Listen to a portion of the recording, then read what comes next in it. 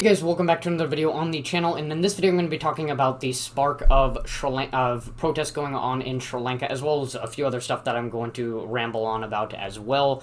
But first, stay tuned for the future content on this channel, and if you're interested in the content that I do on my first channel, that being gaming, reviews, rankings, all kinds of stuff that I do over there, subscribe to that channel and join the Discord. Link is in the About section. Other than that, talking about this, and like I said, I'm going to be rambling on about other stuff too. There's been a recent spark in Sri Lankan opposition and protests and stuff like that because their president just recently resigned. After months of pushback and things like that, just recently resigned. And I'll read off of you this article so you can get a little bit more understanding. This is an article from The Guardian. It says, quote, Sri Lanka's main opposition parties have I believe it's I think it's Sri Lanka. Yeah, Sri Lanka's main opposition parties have hurriedly moved to form an all-party unity government a day after the president and the prime minister said they would resign from office after mounting public pressure. On Sunday, leaders from the main opposition political parties met to discuss an effective transition of power following the much-anticipated resignation of President Gotabaya, not going to try to pronounce his last name, on July 13th, unquote. So that kind of gives you a general idea. And I wanted to talk about this because there really hasn't been a lot of media coverage on both sides. For the right side of the aisle, I'm assuming it's just because most of the time, unless it pertains to, or like very, very directly pertains to American politics, most of the time right-wing media will not typically cover, foreign conflicts and issues and stuff like that. But for the left side of the aisle, I'm presuming it's probably just because it doesn't really fit their narrative completely. My presumption would be that Sri Lankans are trying to establish this new government because they are not happy with how their government is running. It's a little bit more of kind of a socialist government, which obviously would not fit the media's narrative. And yeah, they've just been having to deal with food and fuel shortages, inflation, economic issues, and stuff like that. And they have been wanting the president to resign for many, many months now, and they finally got what they wanted. So they quickly tried to take over, but now the people who are already working in the government are trying to figure out a transition before things get really, really serious. I know they've breached the Capitol and things like that to try to take over and whatnot, but yeah, they're just not happy with the government. They're not happy with the management of things. Not happy with the president, obviously. This president resigning kind of reminded me that there's been a lot of other resignations and kind of fleeing going on as well. I mean, just about a week ago, we saw Boris Johnson actually resigned from the UK. The Prime Minister of UK, Boris Johnson, resigned. And now we have Joe Biden, who didn't necessarily flee, but he's leaving the U.S. to try to dig himself out of this hole that he's buried for himself and try to solve things in the most immature way possible. I mean, you'll see what I mean when I read this, but it shows the utter incompetency of President Joe Biden, and this is ultimately how I'm going to kind of connect these two together. So from this BBC article, it says, quote, politically, President Biden's trip might turn into another reminder of Americans' decline as an influencer in the Middle East. Mr. Biden will call once again for the establishment of an independent Palestinian state alongside Israel, the so-called two-state solution. He knows it will still be as far away as ever when he leaves. Mr. Biden has, however, restored cuts in American funding to Palestinians, unquote. So stopping right there, it's honestly... I don't think it's also, the media coverage on this, I don't think it's an excuse to say that this, this has to do with it being a foreign issue and things like that. Obviously, the media within the past year has been covering a lot of foreign issues. I mean, the Ukraine invasion, which directly affected the U.S., you had the conflict going on in India, which I've seen quite a bit of coverage on, and especially the Israel and Palestine coverage, conflict, as mentioned in this paragraph. And now, a year later, he's trying to resolve the conflicts here with this whole two-state solution, which has not worked. I mean, Palestine and Israel have been going back and forth with each other for many, many years, and this whole two-state solution just has not worked. I mean, if you've ever looked on Google Maps, you can kind of just see the division of Palestine and Israel, which is not like fully, implemented or anything like that, but you can just kind of see the division, and it clearly has not worked. They are in constant conflict with each other.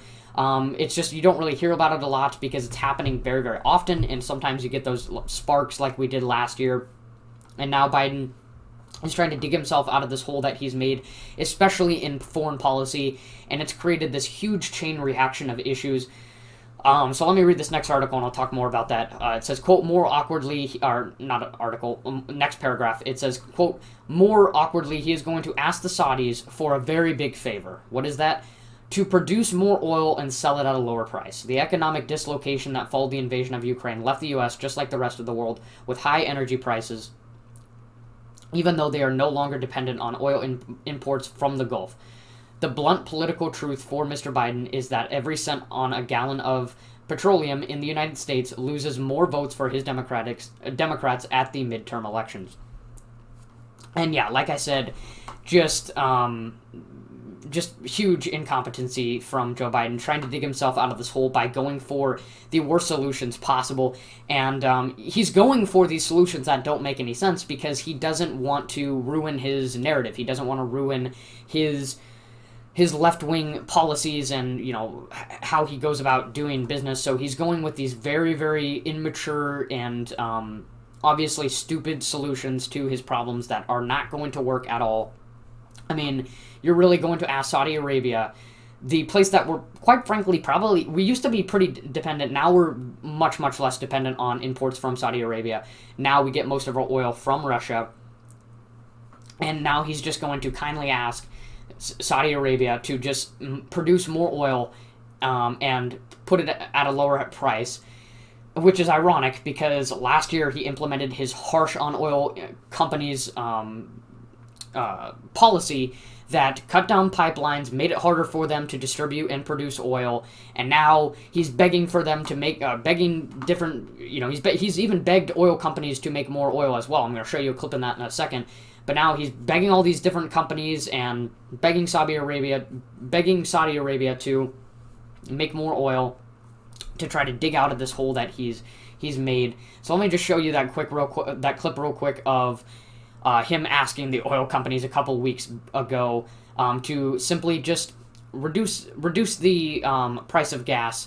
We're in a very, very critical time. So it's not a good time to just capitalize on this crisis that's going on in Ukraine. Please just reduce the price of oil. Companies running gas stations and setting those prices at the pump. This is a time of war, global peril, Ukraine. These are not normal times. Bring down the price you are charging at the pump to reflect the cost you are paying for the product. Just great stuff from Joe Biden, as you could see there. Just simply asking the oil companies to reduce the gas prices because he thinks that they're just capitalizing off of the crisis that's going on in Ukraine, which is just completely untrue. Like I was saying earlier, and I almost forgot to get back to this, his foreign policy incompetency has really just sparked a chain reaction. Democrats have been trying to say that he inherited this inflation issue, or that the inflation issue didn't happen until the Ukraine invasion, because most of our imports come from Russia, and that is just completely untrue.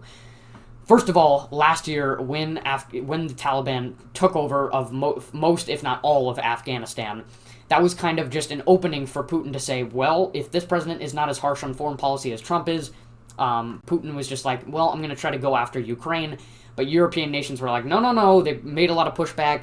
So far, haven't been completely successful in stopping the invasion or anything like that. But they have done a lot more help than the U.S. has, despite the fact that Biden has a lot of military power. I mean, all of our military power is under Biden's hands. And it's just sparked this chain reaction because now, with the Ukraine invasion, it has sparked, I mean, I'd say certainly it is one of the factors in this inflation crisis with the oil. It has sparked this inflation in the oil because we are reliant on Russia for oil. But that's not the only factor. From the this is from the Heritage Foundation. It says, quote, quote, it says, quote, in reality, gasoline prices increased 48% from Inauguration Day 2021 to the week before Russia invaded Ukraine, and diesel prices increased 49%. The national gasoline price in 2021 averaged $3 a gallon. Gasoline prices today are now averaging above $5, nearly 20 years ahead of the schedule. So in 2040, it was projected that gas prices are what they are currently, and it's just absolutely no excuse. Immediately after his inauguration, specifically when he implemented that harsh on oil industry policy, that's what started that increase. And then once the Ukraine crisis happened, that's what sparked this huge inflation crisis, and that's how it became so prevalent and everything like that. But even before that, we've seen this sort of sharp and gradual increase of oil, and then it just immediately, or I shouldn't say sharp, but a very steady increase in oil that was not how it was projected to be. The Heritage Foundation, put on like a reference of how it should have been, and then it showed what actually happened, and you can just see what, why exactly this all happened. You can clearly see that it is because of his policy that he implemented last summer, and it's truly his foreign policy incompetency, I think, is the thing that just screwed him over the most. It has created this huge chain reaction, and now he is losing so much support. He is, obviously, lost so much support due to this inflation issue, foreign policy, and not even being able to go up and, make a good speech without completely losing it, forgetting what he said, not even being able to read off a teleprompter, and then when he's done with the speech, he needs help finding where he goes, or he trips, or he falls off a bicycle, like we've seen in that clip, a couple weeks ago that went viral and all that kind of stuff. And truly just very bad, very bad management and bad stuff for the administration. I mean, like I was saying, Biden has just completely dug himself into this hole that he's trying to get out of now. He's trying to just scroll himself out of, and it is just not going to work with the solutions that he's trying to do. All these alternate solutions that are clearly not going to work, but he's trying them just because he doesn't want to do the proper solution, because the proper solution would be going against the policies that he would typically implement. The proper solution for him would be removing the policy that he created last summer, but he can't do that because he has to be all for going green and, fighting against climate change and all that kind of stuff, instead of going for the very obvious solution. And, I almost forgot to mention this too. Does Biden just think it's easy for oil and gas companies to just reduce the prices of gas, like specifically gas stations? Well, I guess not gas stations, because they can make money other ways, but specifically oil companies. Does he think it's just easy for them to reduce gas prices? Like, seriously, he reminds me of a little kid who's trying to buy a toy at a store, and he doesn't, the little boy is not smart enough or he's not knowledgeable enough to know about tax yet. So he brings a $5 bill, but it turns out that the item is $5.34 or whatever. And the little boy's like, whoa, I didn't know about tax. Could you please reduce the price for me? I really want this toy, please. That's literally Biden right now. And it's not as easy as you think it is for these gas companies to reduce prices. These gas companies are not doing what Biden is saying. They're not capitalizing on this crisis or anything. They simply are raising the prices because they have to. That is how it works. Once your supply reduces, you have to increase the prices, and they have to go up a lot for the oil and gas companies because their profit margin is much lower than the profit margins of other industries. Most industries have about a 7 to 8% profit margin. For oil and gas companies, it's not even a 2% profit margin. That's why they have to rely on selling, snacks and food and drinks at gas stations specifically, so that they can make a decent profit. Otherwise, they would not be making a lot of money. In fact, they make more of their money off of the food and snacks, much like movie theaters, than they do off of the gas. And, Biden, being the immature, incompetent president that he is, just thinks that it's going to be super easy. He thinks that it's not a big, thing to ask for these gas companies to just simply reduce the price of gas.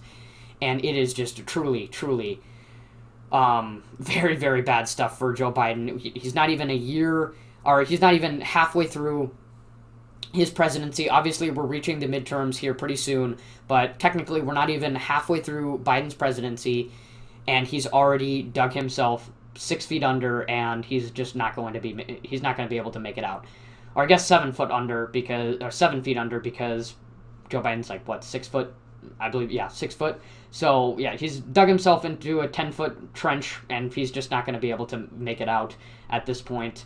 Heading into the midterms, his poll numbers have already just been tanking so much, and I cannot imagine what they're going to be by the end of his presidency. So, yeah, I just wanted to talk about that today. Oh my god, the amount of retakes I had to do for this video. But, yeah, that's pretty much it for the video. Stay tuned for the future content on both of my channels, and join the Discord. Link is in the About section. Other than that, like and subscribe, guys, and I will see you in the next video.